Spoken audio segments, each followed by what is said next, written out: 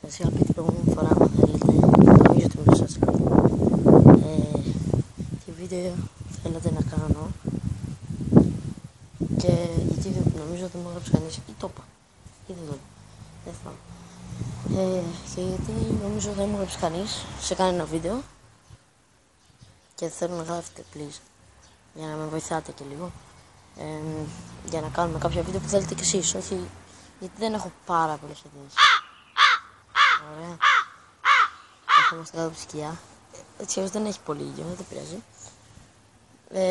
Καθόμαστε κάτω από τη σκιά και θα κάνουμε ένα outside home tour.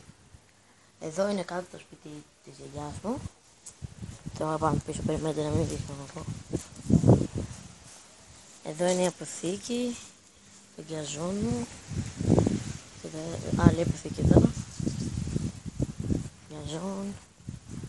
Πίσω. Εδώ μέσα είναι ο σκύλος μου. Κοιμάται λογικά.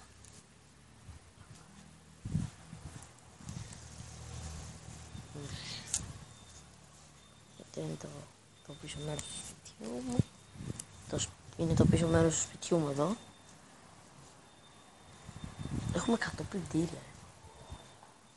Εδώ είναι το ένα πλυντήριο που έχουμε καινούριο.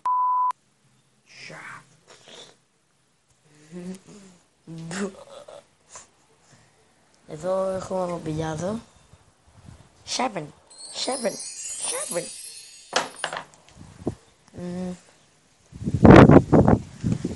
Και πάνω είναι το σπίτι μου και κάτω είναι άλλο ένα σπίτι.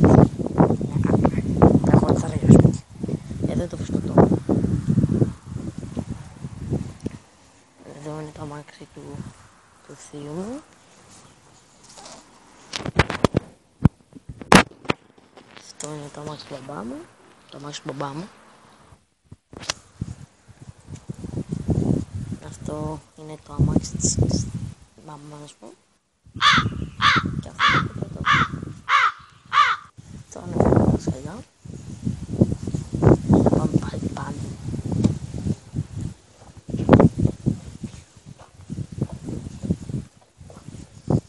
Αυτό το βίντεο θα έχει και τίτλο, ας πούμε, μπροστά, τέτοια φατσούλες και αυτά. Σας πάω πίσω. Να σας πάω πίσω. Σας δείξω και το πίσω. Αυτό είναι ένα σπίτι. Αυτό ήταν το βίντεο. Κάντε ένα like και subscribe. Και ένα like. Το είπα. Bye.